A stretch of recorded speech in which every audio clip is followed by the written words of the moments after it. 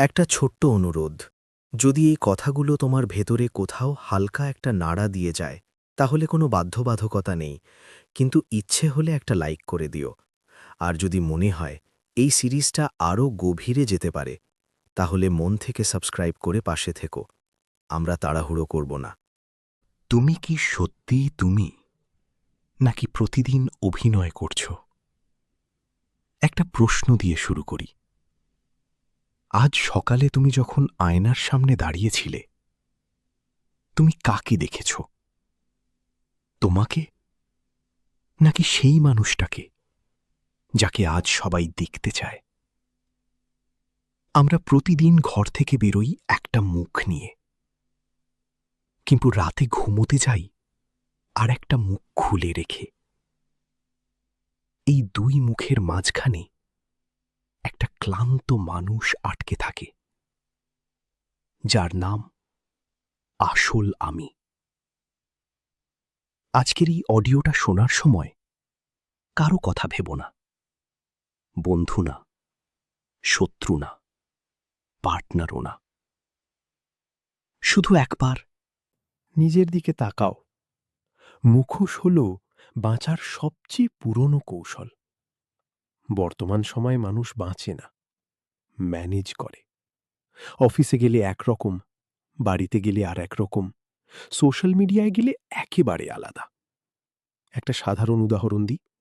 তুমি হয়তো এমন কাউকে চিনো যে সবসময় বলে, আমি ঠিক আছি, সব ভালো। কিন্তু রাতে সে ফোন স্ক্রল করে, কারণ নীরবতা তাকে ভয় দেখায়। সে একা থাকতে পারে না, কারণ একা থাকলেই নিজের ভেতরের শূন্যতা কথা বলতে শুরু করে। এটাই মুখোশ। ফ্রেডরিক নিটশে বলেছিলেন, every deep thinker is more afraid of being understood than of being misunderstood. অর্থাৎ মানুষ ভুল বোঝা হওয়ার চেয়ে বোঝা পড়ে যাওয়াকে বেশি ভয় পায়। তাই আমরা মুখোশ পরি। কেন আমরা নিজেদের থেকে পালাই? কখনো ভেবে দেখেছ? কারণ সত্য দেখা কষ্টকর। নিজেকে দেখা মানে স্বীকার করা, আমি সবসময় ঠিক নই, আমি সব জানি না, আমি ভেতরে ভাঙা। আর এই স্বীকারোক্তি আমাদের শেখানো হয়নি। স্কুল আমাদের শেখায় নম্বর পেতে, চাকরি শেখায় পারফর্ম করতে, সমাজ শেখায় মানিয়ে নিতে, কিন্তু কেউ শেখায় না নিজের সাথে বসে থাকা। কার্ল ইয়ুং বলেছিলেন, until you make the unconscious conscious, it will direct your life and you will call it fate. অর্থাৎ, যা তুমি নিজের ভেতরে দেখছ না, সেটাই তোমার জীবন চালায়, আর তুমি তাকে ভাগ্য বলে দাও। বর্তমান সময় মানুষ বলে, সময় নেই, লাইফ খুব ব্যস্ত, এখনই সব ভাবার সুযোগ নেই। কিন্তু সত্যটা হলো, তুমি ব্যস্ত নও, তুমি ভয় পাচ্ছ। হাসি হল আমাদের সবচেয়ে জনপ্রিয় ছদ্মবেশ। খেয়াল করেছ, যে মানুষটা সবসময় হাসে সে প্রায়ই সবচেয়ে ক্লান্ত। সে জানে যদি সে থেমে যায়, প্রশ্ন শুরু হবে। তাই সে হাসে, মজা করে, সবকিছু হালকা রাখে। হাসি এখানে আনন্দ নয়, ডিফেন্স মেকানিজম। মনোবিজ্ঞানী একে বলে ইমোশনাল আর্মার। সিগমন্ড ফ্রয়েড বলেছিলেন, unexpressed emotions will never die, they are buried alive and will come forth later in uglier ways. মানে, যে অনুভূতি তুমি বাঁচতে দাও না, সে একদিন বিকৃত হয়ে ফিরে আসে। আজ যদি তুমি দুঃখ লুকাও, কাল সেটা হয়তো রাগ হয়ে বেরোবে। সম্পর্কের ভেতরেও আমরা অভিনয় করি। বর্তমান সময়ের সবচেয়ে বড় ট্র্যাজেডি কি জানো? মানুষ একসাথে থেকেও একাকী। আমরা ভালো পার্টনার হওয়ার চেষ্টা করি, কিন্তু সত্য মানুষ হতে ভুলে যাই। আমরা বলি, আমি ঠিক আছি, কিন্তু আসলে বলতে চাই, আমাকে বুঝো। ভয়টা এখানে, যদি আমি আসলটা দেখাই, যদি আমি দুর্বল হই, তাহলে কি আমাকে ছেড়ে যাবে? এই ভয় থেকেই জন্ম নেয় অতিরিক্ত অ্যাডজাস্টমেন্ট, নিজের সীমা ভেঙে দেওয়া। নিজের প্রয়োজন ভুলে যাওয়া। এখানেই মানুষ নিজেকে হারায়। প্রথম সচেতনতার মুহূর্ত। এখানে একটু থামো। নিজেকে প্রশ্ন করো, তুমি শেষ কবে কারো সামনে কোনো ফিল্টার ছাড়া কথা বলেছ? যদি উত্তর না আসে, ভয় পেও না। এই নীরবতাই এই সিরিজের দরজা। এটাই প্রথম হিলিং। একটা কথা মনে রাখো, মুখোশ খুলতে গেলে সবাই পাশে থাকে না, কিন্তু যারা থাকে তারাই আসল। যদি এই কথাগুলো তোমার ভেতরে কোথাও স্পর্শ করে থাকে, তাহলে হয়তো এই চ্যানেলটা তোমার জন্যই। লাইক করা কোনো বাধ্যবাধকতা নয়, সাবস্ক্রাইব করাও কোনো চুক্তি নয়। শুধু এইটুকু ভেবো, এই ধরনের কথা আর কোথায় শুনতে পাবে। যদি মনে হয় এই যাত্রায় তুমি একা নও, তাহলেই পাশে থেকো। এই মুহূর্তে তুমি কি অনুভব করছো? কৌতূহল, অস্বস্তি নাকি স্বস্তি? মনে মনে উত্তরটা দাও। আমাদের সবার নিজেকে ভালো মানুষ প্রমাণ করার নেশা চেপে গেছে। কেন মানুষ সবসময় নিজেকে জাস্টিফাই করে? আর কেন এটা ভেতরের অস্থিরতার সবচেয়ে বড় লক্ষণ? জানলে অবাক হবে। শোনো বন্ধু, তুমি একদম সঠিক জায়গায় এসেছ। এই সিরিজ সাধারণ না, এটা ধীরে ধীরে মানুষের জীবন বদলানোর জন্য। একটা সাধারণ দৃশ্য কল্পনা করো। কেউ তোমাকে সামান্য কিছু বলে ফেলেছে, খুব বড় অপমান না, খুব গুরুতর অভিযোগও না, কিন্তু তুমি থামতে পারছো না। তুমি বোঝাতে শুরু করো, আসলে ব্যাপারটা এমন ছিল, আমি এমন মানুষ নই, আমার ইন্টেনশন খারাপ ছিল না। তুমি যত বেশি বোঝাও, তত বেশি ক্লান্ত হও। প্রশ্ন হলো, তুমি তাকে বোঝাচ্ছ নাকি নিজেকেই? কেন আমরা সবসময় নিজেকে জাস্টিফাই করি? বর্তমান সময়ে মানুষ সবচেয়ে বেশি যেটা চায় তা হল ভালো মানুষের সার্টিফিকেট। ভালো ছেলে, ভালো মেয়ে, ভালো কর্মচারী, ভালো পার্টনার, ভালো মানুষ। কিন্তু এই ভালো শব্দটার নিচে একটা অদ্ভুত ভয় লুকিয়ে থাকে। ভয়টা হলো, যদি কেউ ভাবে আমি খারাপ। এই ভয় থেকেই শুরু হয় ওভার এক্সপ্লেনেশন। তুমি দেখবে যে মানুষটা নিজের উপর স্থির, সে বেশি কথা বলে না। আর যে মানুষটা ভেতরে দ্বিধাগ্রস্ত, সে প্রতিটা কথার ব্যাখ্যা দেয়। কার্ল রজার্স, মানবিক মনোবিজ্ঞানের অন্যতম জনক, বলেছিলেন, "the curious paradox is that when I accept myself just as I am, then I can change." অর্থাৎ, নিজেকে গ্রহণ না করা পর্যন্ত তুমি শুধু ব্যাখ্যা দিয়েই যাবে। ওভার এক্সপ্লেনেশন আসলে কি লুকায়? ওভার এক্সপ্লেনেশন মানে বুদ্ধিমত্তা না, এটা ভেতরের অস্থিরতার শব্দ। যে মানুষটা বারবার বলে আমি আসলে এমন নই, সে ভেতরে কোথাও বিশ্বাস করে হয়তো আমি সত্যিই এমন, তাই সে শব্দ দিয়ে নিজের ইমেজ ঠিক করতে চায়।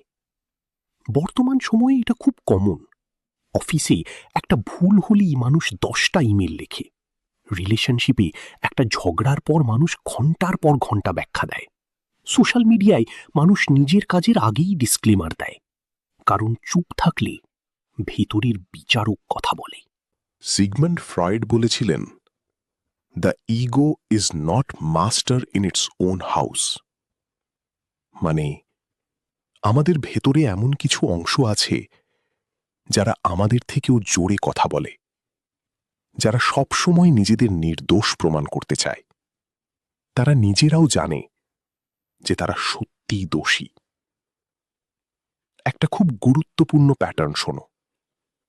যে মানুষটা সবসময় বলে আমার কোনো দোষ নেই, সবসময় অন্যরাই ভুল বোঝে, আমি তো শুধু ভালো চাই, সে মানুষটা আসলে কি করছে জানো? সে নিজের ভেতরের দোষ দেখতে ভয় পাচ্ছে। কারণ দোষ দেখা মানে দায়িত্ব নেওয়া, আর দায়িত্ব নেওয়া মানে পরিবর্তন। নিৎশে বলেছিলেন, he who despises himself still respects himself as one who despises. অর্থাৎ নিজেকে অস্বীকার করাও এক ধরনের আত্মরক্ষা। বর্তমান জীবনে মানুষ চায় নিজেকে ঠিক প্রমাণ করতে, কিন্তু নিজেকে বদলাতে নয়।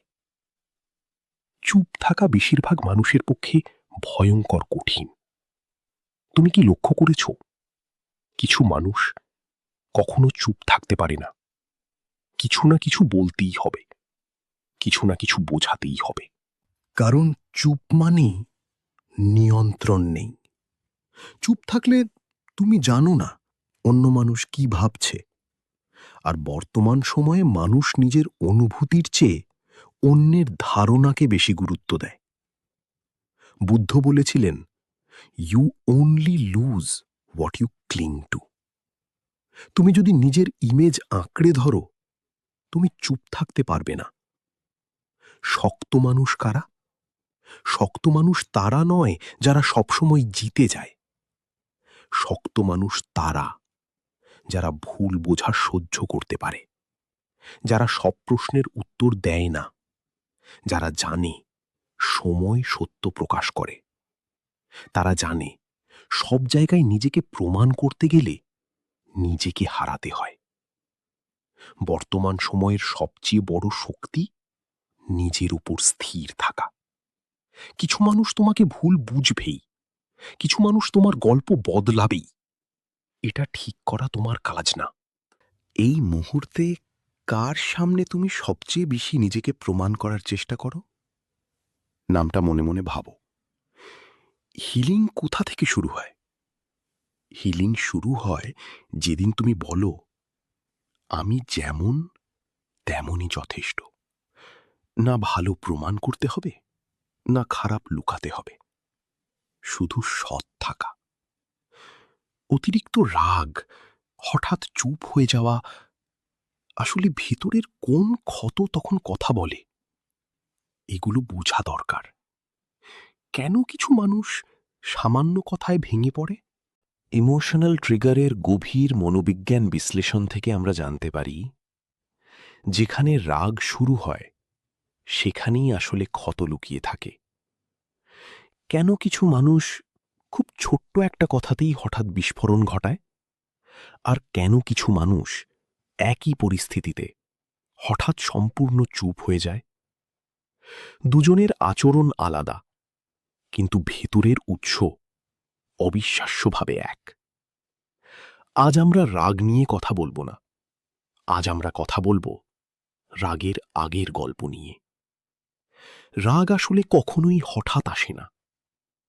বর্তমান সময়ে মানুষ বলে, আমি তো এমনিই রেগে গেছি, ও কথা বলতেই মাথা গরম হয়ে গেল। কিন্তু মনোবিজ্ঞানের দৃষ্টিতে রাগ কখনোই হঠাৎ হয় না। রাগ হল শেষ দৃশ্য। তার আগে থাকে অপমান, অবহেলা, না বলা কষ্ট, জমে থাকা ভয়। রাগ আসলে আগুন না, রাগ হল ধোঁয়া। আগুনটা অনেক আগেই জ্বলছিল। কার্ল ইয়ুং বলেছিলেন, What irritates us about others can lead us to an understanding of ourselves. অর্থাৎ যে জায়গায় আমরা সবচেয়ে বেশি ট্রিগার হই, সেই জায়গাতেই আমাদের অমীমাংসিত ক্ষত লুকিয়ে থাকে। অতিরিক্ত রাগ মানে পুরনো অসহায়ত্ব। একটু লক্ষ্য করো, যে মানুষটা চিৎকার করে, টেবিলে হাত মারে, অন্যকে ছোট করে, সে আসলে কি বলছে জানো? সে বলছে, আমাকে কেউ শুনছে না, আমি নিয়ন্ত্রণ হারাচ্ছি, আমি আবার সেই অসহায় জায়গায় ফিরে যাচ্ছি। বেশিরভাগ ক্ষেত্রেই এই রাগ জন্ম নেয় অতীতে, যেখানে তাকে কথা বলতে দেওয়া হয়নি, যেখানে তার অনুভূতিকে গুরুত্ব দেওয়া হয়নি, যেখানে তাকে বারবার ছোট করা হয়েছে। সিগমন্ড ফ্রয়েড বলেছিলেন, We are never so defenseless against suffering as when we love. রাগ অনেক সময় ভালোবাসার জায়গা থেকেই আসে, কারণ সেখানেই আমরা সবচেয়ে খোলা থাকি। আর যারা হঠাৎ চুপ হয়ে যায়, এবার আসি সেই নীরবতার কথায়। কিছু মানুষ আছে ঝগড়ার সময় হঠাৎ চুপ হয়ে যায়। তারা পাল্টা কথা বলে না, চিৎকার করে না, কিন্তু তাদের ভেতরে ঝড় চলছে। এই নীরবতা দুর্বলতা না, এটা অনেক সময় শেখানো প্রতিক্রিয়া। এই মানুষগুলো একসময় শিখেছে বললে সমস্যা বাড়ে, চুপ থাকলে অন্তত ঝামেলা কম, তাই তারা চুপ থাকে। কিন্তু এই চুপ থাকা যদি বোঝাপড়া থেকে না আসে, ভয় থেকে আসে, তাহলে সেটা ধীরে ধীরে ভেতর থেকে মানুষটাকে ভাঙে। কার্ল রজার্স বলেছিলেন, what is most personal is most universal. তুমি যা ভেতরে চাপা দাও, একদিন সেটাই সবচেয়ে জোরে কথা বলবে। ট্রিগার মানে দুর্বলতা নয়। বর্তমান সময়ে মানুষ ট্রিগার শব্দটাকে অপমান হিসাবে ব্যবহার করে। তুমি তো খুব ট্রিগার্ড, এইটুকুতেই তোমার লাগলো। কিন্তু সত্যটা ভিন্ন। ট্রিগার মানে তোমার ভেতরে এমন কিছু আছে যেটা এখনো পুরোপুরি হিল হয়নি। একটা উদাহরণ দিই, যে মানুষটা সমালোচনায় ভেঙে পড়ে, সে আসলে সমালোচনায় নয়, নিজেকে মূল্যহীন মনে হওয়ায় ভেঙে পড়ে। যে মানুষটা অবহেলায় রেগে যায়, সে আসলে অবহেলায় নয়, পরিত্যক্ত হওয়ার স্মৃতিতে রেগে যায়।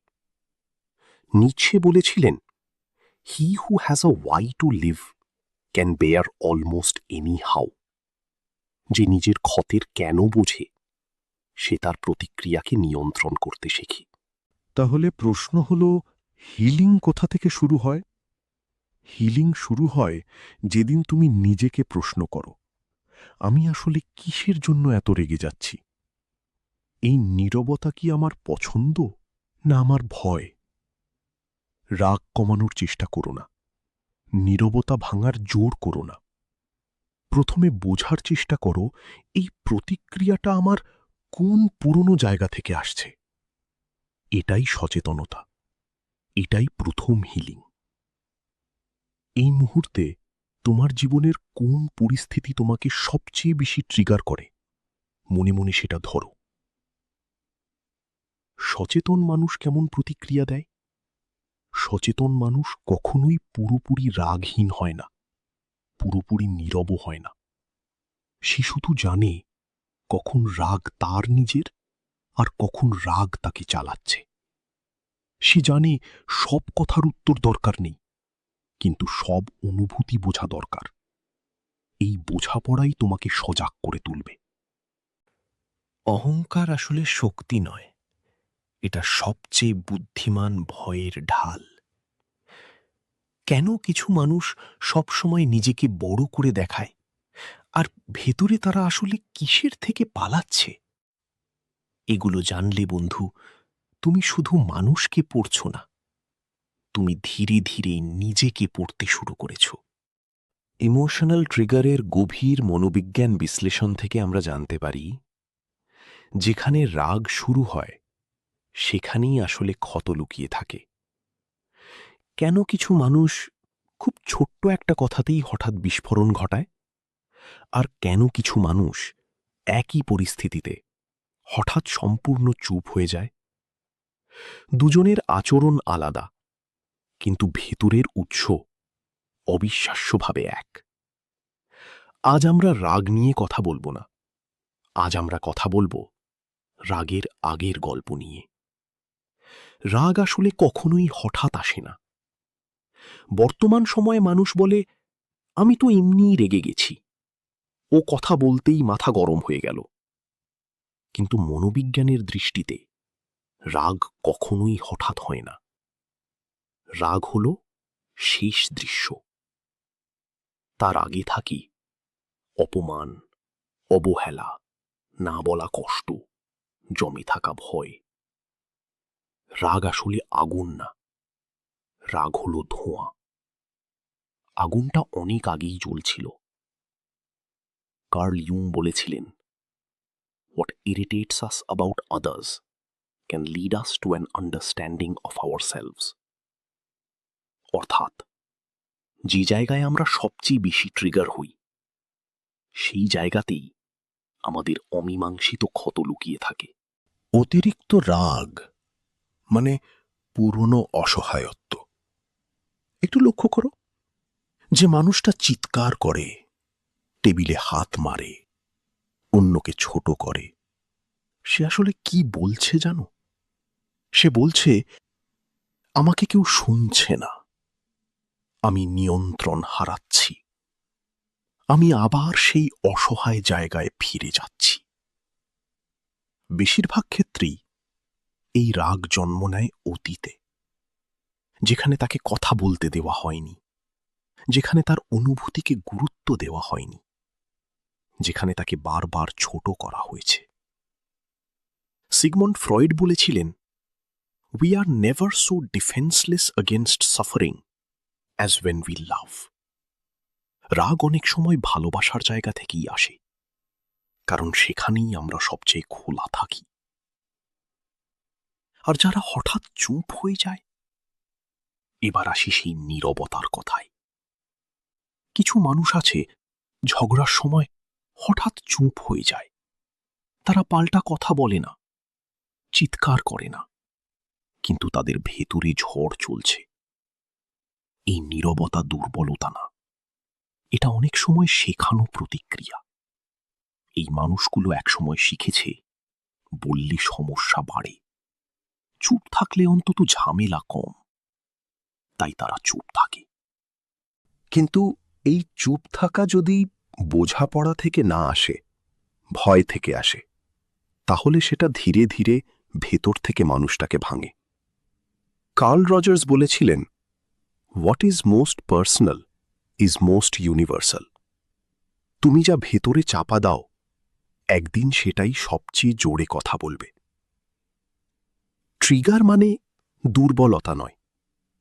বর্তমান সময়ে মানুষ ট্রিগার শব্দটাকে অপমান হিসাবে ব্যবহার করে। তুমি তো খুব ট্রিগার্ড, এইটুকুতেই তোমার লাগলো। কিন্তু সত্যটা ভিন্ন। ট্রিগার মানে তোমার ভেতরে এমন কিছু আছে যেটা এখনো পুরোপুরি হিল হয়নি। একটা উদাহরণ দিই, যে মানুষটা সমালোচনায় ভেঙে পড়ে, সে আসলে সমালোচনায় নয়, নিজেকে মূল্যহীন মনে হওয়ায় ভেঙে পড়ে। যে মানুষটা অবহেলায় রেগে যায়, সে আসলে অবহেলায় নয়, পরিত্যক্ত হওয়ার স্মৃতিতে রেগে যায়।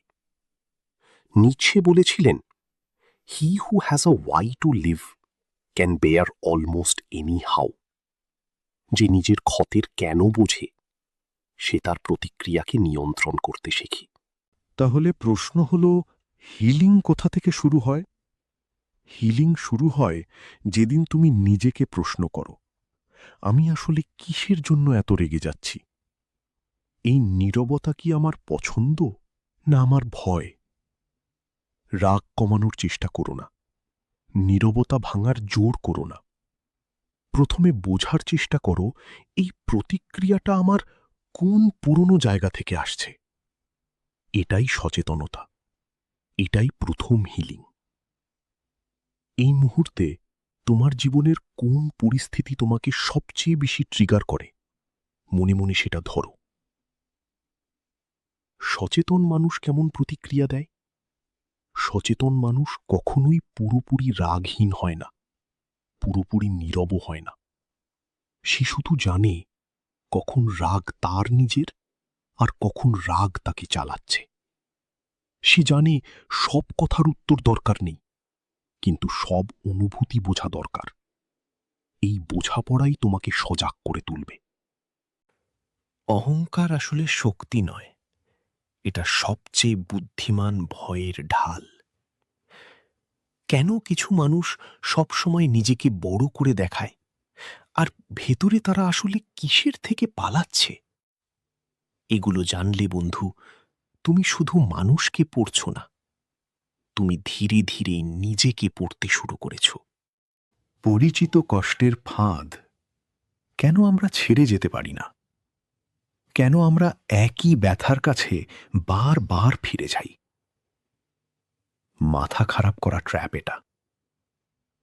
একই ধরনের মানুষ কেন তোমার জীবনে বারবার আসে? নাম বদলায়, মুখ বদলায়, কিন্তু কষ্টটা অদ্ভুতভাবে একরকম থাকে। কেউ তোমাকে অবহেলা করে, কেউ আবেগ শুষে নেয়, কেউ ভালোবাসার নামে নিয়ন্ত্রণ করে। তুমি জানো এটা ঠিক না, তবুও তুমি আটকে যাও। আজ আমরা ভালোবাসা নিয়ে কথা বলবো না। আজ আমরা কথা বলবো কেন মানুষ পরিচিত কষ্টকে অচেনা শান্তির চেয়েও নিরাপদ ভাবে। মানুষ কষ্টে আসক্ত হয় না, পরিচিতিতে আসক্ত হয়। মানুষ ব্যথা ভালোবাসে না, মানুষ ভালোবাসে পরিচিত অনুভূতি। যে ঘরে বড় হও, যেখানে চিৎকার ছিল, অবহেলা ছিল, শর্ত সাপেক্ষ ভালোবাসা ছিল, সেই ঘরের আবহটাই তোমার মনের কাছে স্বাভাবিক হয়ে যায়। তাই বড় হয়ে শান্ত মানুষকে বোরিং লাগে, সম্মানজনক সম্পর্ককে ফেক মনে হয়, ড্রামা না থাকলে কানেকশন মনে হয় না। এটাই ট্রমা বন্ডিং। মন বলে, এই কষ্টটা আমি চিনি, অচেনা শান্তি আমি চিনি না। কেন পরিচিত যন্ত্রণা নিরাপদ লাগে? কারণ পরিচিত কষ্টে কি হবে সেটা আন্দাজ করা যায়, সারপ্রাইজ কম থাকে, নিয়ন্ত্রণের একটা ভ্রম থাকে। কিন্তু সুস্থ সম্পর্ক, সেখানে তোমাকে নিজের মূল্য বিশ্বাস করতে হয়, সীমা টানতে হয়, ভালোবাসা পাওয়ার যোগ্য মনে করতে হয়। এগুলোই সবচেয়ে কঠিন। Erich Fromm the art of loving বইয়ে বলেছিলেন, love is not a feeling, it is a practice. কিন্তু আমরা তো প্র্যাকটিস শিখিনি, আমরা শিখেছি সারভাইভ করতে। আজকের দিনে মানুষ ঘোস্ট করে, সিন দিয়ে রেখে দেয়, একদিন কাছে, একদিন অদৃশ্য। আর আমরা ভাবি হয়তো ও বিজি, হয়তো আমি বেশি চাইছি। আসলে কি হচ্ছে জানো? তুমি নিজের শৈশবের পরিচিত গল্পটাই নতুন চরিত্র দিয়ে আবার অভিনয় করছো। ফ্রয়েড বলেছিলেন, until you make the unconscious conscious, it will direct your life and you will call it fate. আমরা ফেট বলি, আসলে সেটা পুরনো ক্ষত। কেন আমরা বেরোতে ভয় পাই? কারণ এই সম্পর্ক ছাড়লে একাকিত্ব আসবে, শূন্যতা আসবে, নিজের মুখোমুখি হতে হবে। পরিচিত কষ্টে অন্তত নিজেকে প্রশ্ন করতে হয় না, কিন্তু একা থাকলে তখন প্রশ্ন আসে, আমি কে? আমি আসলে কি চাই? এই প্রশ্নগুলোই মানুষকে ভয় দেখায়। হিলিং কোথা থেকে শুরু হয়? হিলিং শুরু হয় প্যাটার্ন চিনতে পারা থেকে। নিজেকে জিজ্ঞেস করো, এই মানুষটার মধ্যে আমি কার ছায়া দেখছি? আমি কি ভালোবাসা চাইছি, না পুরনো গল্প রিপিট করছি? যেদিন তুমি কষ্টকে রোম্যান্টিসাইজ করা বন্ধ করবে, সেদিন থেকেই মুক্তি শুরু। কার্ল রজার্স বলেছিলেন, the curious paradox is that when I accept myself just as I am, then I can change. নিজেকে দোষ দিও না, কিন্তু অজুহাতও দিও না। সুস্থ সম্পর্ক কেমন লাগে? সুস্থ সম্পর্ক খুব ইন্টেন্স না, খুব নাটকীয় না, খুব চুপচাপ। এটি বুক ধড়ফড় করে না, কিন্তু বুক হালকা লাগে। এটা এডিকশন না, এটা নিরাপত্তা। আর শুরুতে এটা অস্বস্তিকর লাগবেই, কারণ শান্তি তোমার স্নায়ুতন্ত্রের কাছে নতুন অভিজ্ঞতা। একটু থেমে ভাবো, তোমার জীবনের সবচেয়ে বড় কষ্টগুলো কি আশ্চর্যভাবে একরকম ছিল? যদি এই কথাগুলো তোমার মনের ভেতরে কোথাও লেগে যায়, যদি মনে হয় এই গল্পটা আমারও, তাহলে মন থেকে ভিডিওটাকে একটু ভালোবাসা দিও। আর এমন গল্পের সাথে থাকতে চাইলে চ্যানেলটাকে নিজের করে নাও প্লিজ। কোনো চাপ নেই, আমাদের বিশ্বাস তোমার মনে একটু জায়গা করতে সুযোগ দিলে তুমি নিজেই থেকে যাবে। কেন মানুষ নিজের অনুভূতি বোঝে না? ইমোশনাল নাম্বনেস কি? আমি কিছুই অনুভব করি না, এর মানে কি? এই অনুসন্ধানের পথে সঙ্গী হতে তুমি প্রস্তুত তো? তুমি এখন আর শুধু শুনছ না, তুমি মানুষের অচেতন জীবনের দরজা দেখে ফেলছ। অনেক ডায়লগ হয়ে যাচ্ছে। চলো এবার আমরা এমন এক জায়গায় ঢুকি যেখানে শব্দ কম, অনুভূতি ঝাপসা, আর মানুষ সবচেয়ে বেশি একা থাকে, একদম নিজের ভেতরে। অনেকেই হয়তো প্রথমে বুঝবে না, কিন্তু শেষের দিকে এসে হঠাৎ নিজের জীবনটা দেখতে পাবে। কিছুই অনুভব না হওয়া মানে কি ভেঙে পড়া, নাকি আত্মরক্ষার শেষ ধাপ? তোমার অনুমতি নিয়ে একটু কাটাছেঁড়া করা যাক। তুমি কি কখনো ভেবেছ যে আমি আর আগের মতো কাঁদি না, খুব কিছু আর ছুঁয়ে যায় না, খুশি দুঃখ সব একরকম লাগে? অনেকে বলে আমি স্ট্রং হয়ে গেছি, কিন্তু মনোবিজ্ঞান জিজ্ঞেস করে তুমি কি সত্যিই শক্ত, নাকি তুমি অনুভব করা বন্ধ করে দিয়েছ? আজ আমরা ডিপ্রেশন নিয়ে সরাসরি কথা বলবো না, আজ আমরা কথা বলবো ইমোশনাল নাম্বনেস নিয়ে, যেটা বর্তমান সময়ে অদ্ভুতভাবে খুব সাধারণ হয়ে গেছে। ইমোশনাল নাম্বনেস আসলে কি? ইমোশনাল নাম্বনেস মানে অনুভূতি নেই এমন না, এটা মানে অনুভূতি আছে, কিন্তু মনের দরজাটা বন্ধ। যখন বারবার ব্যথা আসে, প্রত্যাখ্যান আসে, অপমান আসে, তখন মন একটা সিদ্ধান্ত নেয় যে সব অনুভব করলে টিকে থাকা যাবে না। তাই মন বলে, চলো কম অনুভব করি। এটা দুর্বলতা না, এটা সারভাইভাল মোড। বর্তমান সময়ের বাস্তব জীবনে মানুষ সবকিছুর ভিডিও তোলে, অনুভব করার আগেই পোস্ট করে, দুঃখ এলে স্ক্রোল করে পালায়। তুমি হয়তো বলো আমি বিজি, আসলে তুমি অ্যাভয়েড করছো নিজের ভেতরের কণ্ঠস্বর। Victor Frankl man's search for meaning বইয়ে বলেছিলেন, when we are no longer able to change a situation, we are challenged to change ourselves. কিন্তু আমরা পরিবর্তনের বদলে অবশ হয়ে যাই। কেন মানুষ অনুভূতি বন্ধ করে? কারণ অনুভব করলে, দেখো, প্রশ্ন আসে, স্মৃতি আসে, কষ্ট আসে। আর বর্তমানের মানুষ সবচেয়ে বেশি যেটা এড়িয়ে চলে, নিজের সাথে একা থাকা। রাতে ফোন নামিয়ে রাখলে হঠাৎ মনে পড়ে যে কথা কেউ শোনেনি, যে কান্না কেউ দেখেনি।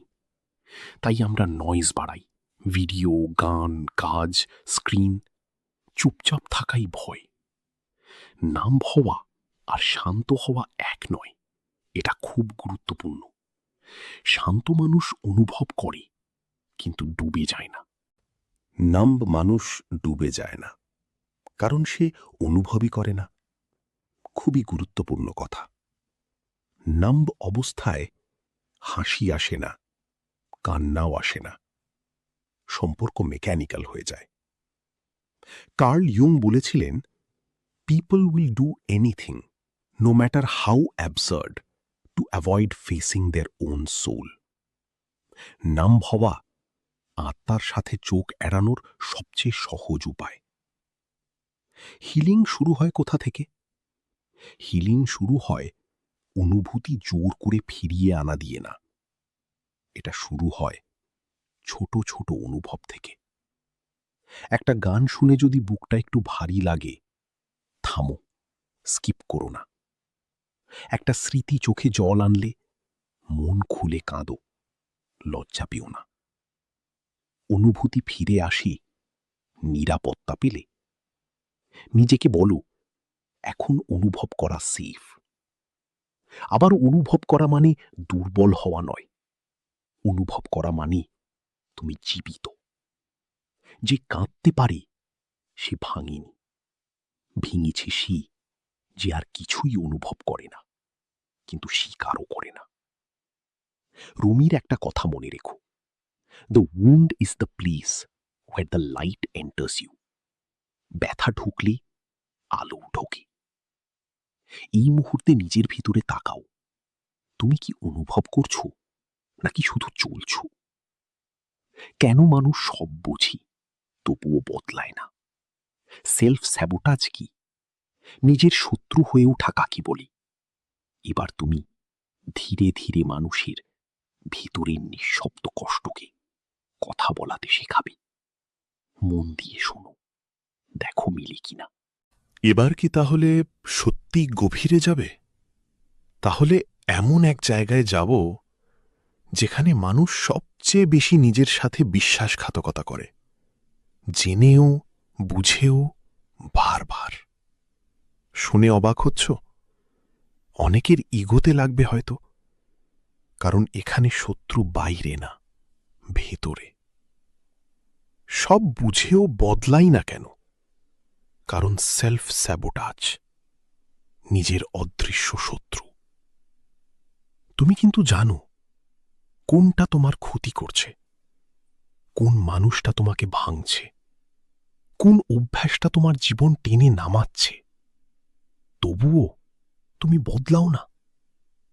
অনেকে বলে, আমি আলসে, আমি দুর্বল, আমার ভাগ্যই এমন। আজ আমরা মোটিভেশন দেব না, আজ আমরা খুঁজব কেন মানুষ নিজের পথ নিজেই কেটে দেয়। সেলফ স্যাবোটাজ মানে নিজেকে ঘৃণা করা নয়। সেলফ স্যাবোটাজ মানে নিজেকে নষ্ট করতে চাওয়া না। এটা মানে বদলালে কি হবে সেটা জানা, কিন্তু বদলালে কি হবে সেটা জানো না। কেননা অচেনা পরিচয় ভয়ঙ্কর। যে মানুষটা কষ্টে বড় হয়েছে তার কাছে কষ্ট পরিচিত, আর পরিচিত জিনিস মনের কাছে নিরাপদ।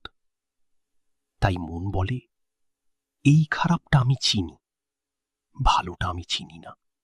আজকের দিনে কেউ চাকরি ছাড়তে চায় কিন্তু ছাড়ে না। কেউ টক্সিক সম্পর্ক জানে তবু থাকে। কেউ স্বপ্ন জানে তবু প্রোক্রাস্টিনেট করে। কারণ কি? বদলালে মানুষ কি বলবে? ব্যর্থ হলে কে সামলাবে? সফল হলে সম্পর্ক বদলে যাবে কিনা? সেলফ স্যাবোটাজ আসলে loss aversion. Daniel Kahneman thinking fast and স্লোতে বলেছিলেন, losses loom larger than gains. যা হারাতে পারো সেটা যা পেতে পারো তার চেয়ে বড় মনে হয়। কেন সফলতা ভয় দেখায়? এটা খুব কম মানুষ বোঝে। সফল হলে তোমাকে বাউন্ডারি টানতে হবে। সবাই আর তোমার মতো থাকবে না, তোমার উপর প্রত্যাশা বাড়বে।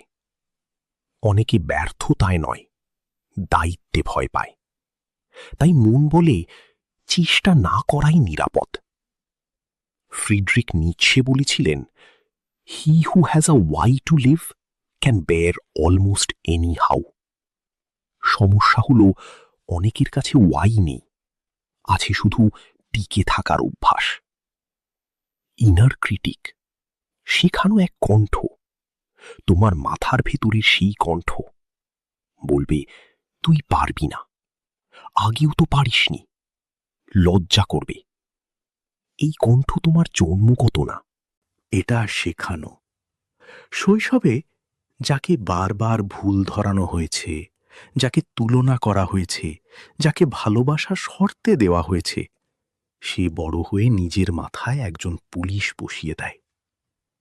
কার্ল ইয়ুং বলেছিলেন, until you make the unconscious conscious, it will direct your life and you will call it fate. আমরা ফেট বলি, আসলে সেটা শেখা ভয়। সেলফ স্যাবোটাজ ভাঙে কিভাবে? একদিনে না, চিৎকার করে না, প্রতিজ্ঞা নিয়ে না। এটা ভাঙে ছোট সিদ্ধান্তে, ধারাবাহিকতায়, নিজের সাথে সৎ হলে। আজ শুধু এটুকু করো, আমি কেন এটা এড়িয়ে যাচ্ছি? উত্তরটা সুন্দর নাও হতে পারে, কিন্তু সত্য হবে। হিলিং শুরু হয় নিজেকে দোষ না দিয়ে, নিজেকে বোঝা থেকে। বদল মানে পুরনো পরিচয় মরবে। এই কথাটা কঠিন, কিন্তু সত্য। তুমি বদলালে কেউ দূরে যাবে, কেউ আর তোমাকে চিনবে না। তুমি নিজেকেও চিনতে সময় নেবে। এটাই গ্রোথের মূল্য। রুমি বলেছিলেন, try not to resist the changes that come your way, instead let life live through you.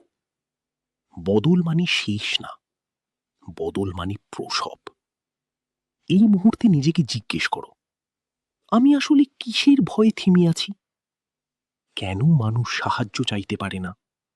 আমি একাই সব সামলাবো টাইপ মানসিকতা। ইন্ডিপেন্ডেন্স না, ইমোশনাল আইসোলেশন। এই পর্যন্ত তুমি পৌঁছলি মানে এখন আর তুমি তথ্য নিচ্ছ না, তুমি মানুষের ভেতরের অদৃশ্য প্রতিরোধগুলোকে আস্তে আস্তে আলোয় খুলতে শিখছ।